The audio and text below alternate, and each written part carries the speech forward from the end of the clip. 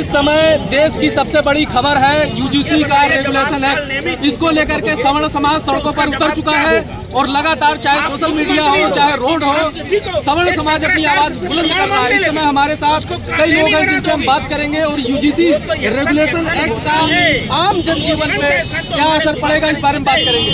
Sir, UGC का जो नया रेगुलेशन एक्ट आया है भाजपा अपना नाश कराने जा रही है। ऐसा आपको क्यों लगता है कि भाजपा अपना नाश? नहीं, अब ये अब तो वर्ग संघर्ष छोड़ रहे हैं ना ये। अच्छा, वर्ग संघर्ष। सर, आप क्या कहेंगे रेगुलेशन एक्ट आया है, इसको लेकर के जिस तरीके की तमाम बातें कही जा रही है, सवर्णों के खिलाफ है, सवर्णों के बच्चों के खिलाफ है, बुलडोजर पे बैठ के घर पे जा रहे हैं, श्री राम भद्राचार्य वही जा रहे हैं गाड़ी से स्नान करने, जो बोले मरे ये अंग्रेजों के पदचिन्हों पे चलने वाली ईस्ट इंडिया कंपनी का दूसरा रूप। हमारे हजारों लाखों फूट करो राजनीति करो का फंडा दे देना चाहिए अंग्रेजों ने अपनाया और उसी पैटर्न भारतीय जनता पार्टी चल रही है। अभी तक दलित चिल्लाते थे, दलित के नाम पर द्रौपदी मुर्मू को राष्ट्रपति बनाया, अच्छी बात। उनको जो राष्ट्रपति बनाया तो बोला हम ये कर दिया वो कर दिया, कभी सम्मान नहीं मिला, सम्मान दे दिया भाई आपके लिए धन्यवाद। अभी जो शंकराचार्य के साथ हुआ, एक ब्राह्मण शंकराचार्य और ब्राह्मण के साथ इतना बड़ा अपमान हुआ, उनके शिष्यों को घसीटा गया, किस तरीके से किए गए वो अमानवीय। और अब उसकी बौखलाहट जो है, उसका जो रिजल्ट जो सामने आया है, भारतीय जनता पार्टी के दिमाग इसका खराब हो गया यार, अब क्या करें।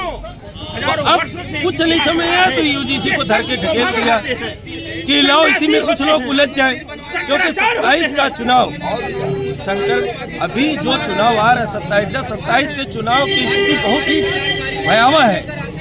और पहली चीज SIR के माध्यम से लगभग 3 करोड़ वोट साफ कर दिए, 3 करोड़ वोट साफ कर दिए। अगर कल को भाजपा ये कानून वापस ले लेती है तो क्या सवर्ण समाज भाजपा को वोट देगा? कतई नहीं। क्यों कि भारतीय जनता पार्टी की असली असली जो है अपनी औकात और अपनी शकल दिखा चुकी है। बेरोजगारी पे बात ना हो, east India company Mohammad Ghori Ghaznavi आए, देश को लूट के गए, ईस्ट इंडिया कंपनी लूट के गई।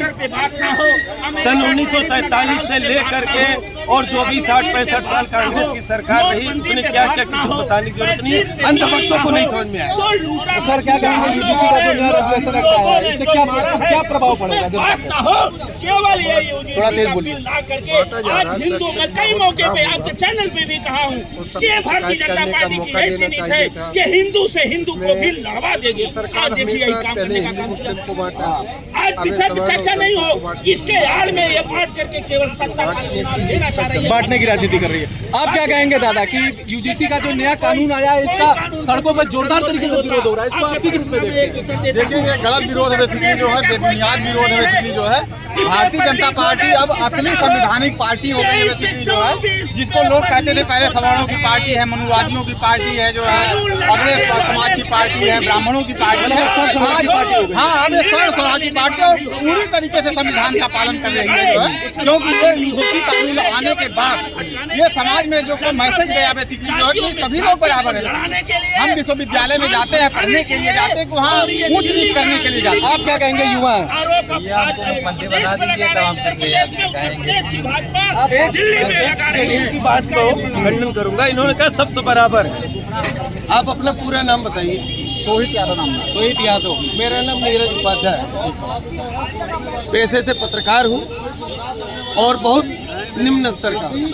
आपके बेटे को तो वजीफा मिलता है, बिटिया को, है ना, दोनों बराबर है ना। और हमारी कोई इनकम नहीं है, कोई नहीं, हमारे बच्चे कहीं नहीं मिलता वजीफा। नहीं, जब बराबर लेने के लिए यदि आप तैयार हो गए, यदि आप EWS का आरक्षण ले रहे हैं तो फिर किस बात की ऊंच जात के हो? नहीं, आप ऊंच जात नीच जात का क्यों SC/ST वाला आरक्षण देने के लिए आपने कहा कि नहीं बीजेपी भगवान। EWS का जब आरक्षण लेना हुआ जो है, और EWS की क्राइटेरिया आप जान रहे कितना इनकम होना चाहिए? 9 लाख रुपए का जो सवर्ण इनकम करता है वो EWS की श्रेणी में आता है। और EWS की श्रेणी में जो है सर्टिफिकेट बनवा करके रोजी रोटी का लाभ लेता है, नौकरी का लाभ लेता है और उसको सवर्ण भी बनना है, और उसको सवर्ण बनना है और सवर्ण बन के बाकी दलितों को गाली देना है, उनको अपमानित करना है। और SC ST और OBC करोड़पति हो जाए लेकिन उसके बेटे को आरक्षण और वजीफा मिलना चाहिए। आप देख सकते हैं कि यूजीसी का जो नया रेगुलेशन एक्ट है, जिसको कहा जा रहा है कि समाज को बांटने का काम कर रही है, ये जो रेगुलेशन एक्ट है, ये रोड पर भी दिख रहा है कि किस तरीके से जो जातियां इसमें शामिल हैं और जो जातियां जो सवर्ण इसका विरोध कर रहे हैं, रोड पर भी इसका विरोध हो रहा है। आने वाले दिनों में अगर यूजीसी इस कानून में बदलाव नहीं करती है तो स्थितियां हो सकता है कि ज़्यादा विकराल रूप धारण कर ले। इसलिए सरकार को समय रहते इस कानून में बदलाव करना चाहिए और जो समाज के अलग अलग वर्ग हैं उनकी राय को इसमें शामिल करना चाहिए। डायनामाइट न्यूज़ के लिए जयप्रकाश पाठक, लखनऊ।